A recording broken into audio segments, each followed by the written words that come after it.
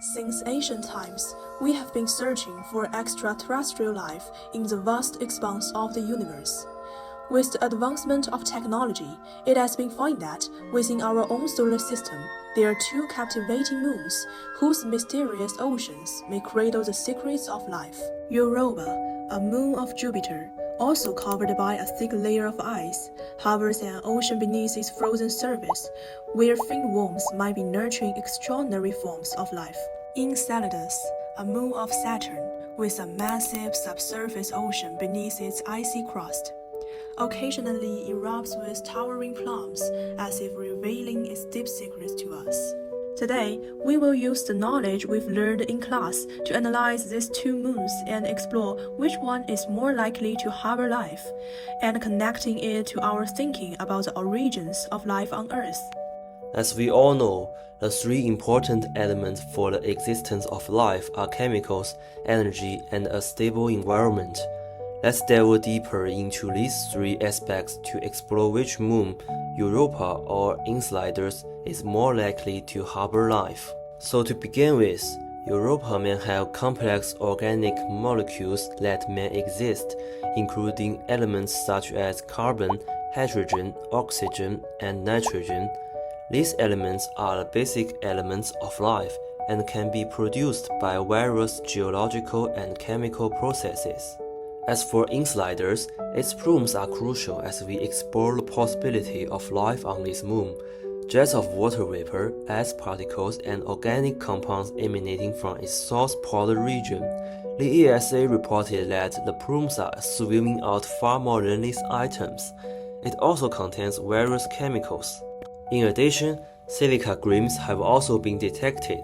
On Earth, the most common way to form silica grains of this size is hydrothermal activity under a specific range of conditions, and hydrothermal reactions are considered key to the origin of life because they provide chemical energy that microorganisms can use to sustain life. The high density of volatile gases and water vapor further supports active geological activity. Such activity can provide the necessary environmental conditions for life, such as warm liquid water and abundant chemical energy. The second aspect to compare is energy. Europa and Enceladus have different energy sources and different amounts of energy available to potential life. To compare energy, we can trace the different internal configurations of the two moons. Europa's body composition is similar to that of the Earth-like planets.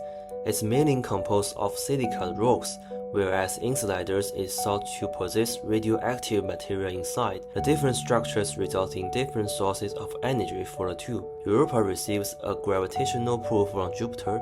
The energy source that provides internal heat is mainly tidal energy, and the radioactive material inside Enceladus would provide a lot of heat.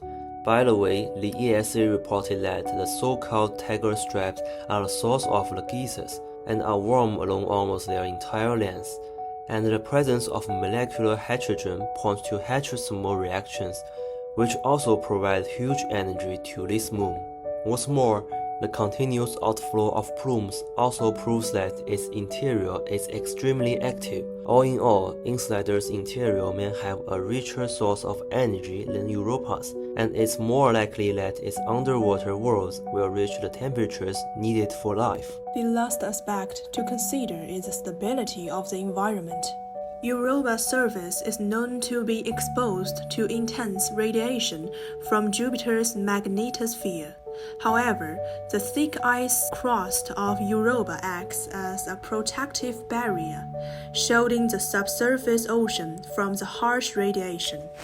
This protective ice layer creates a stable environment where life could potentially thrive. When considering the origins of life on Earth, one hypothesis suggests that life may have been seeded by microbes carried on meteorites. If this hypothesis is true, the intense radiation on Europa's surface would indeed pose a significant challenge to any microbial life arriving via similar means. The radiation could destroy these microbes before they could penetrate the ice and reach the more hospitable subsurface ocean.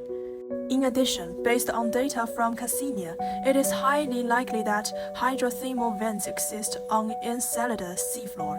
These hydrothermal vents on Earth are considered to be one of the possible cradles of life, providing the necessary heat and nutrients for the first life forms to develop.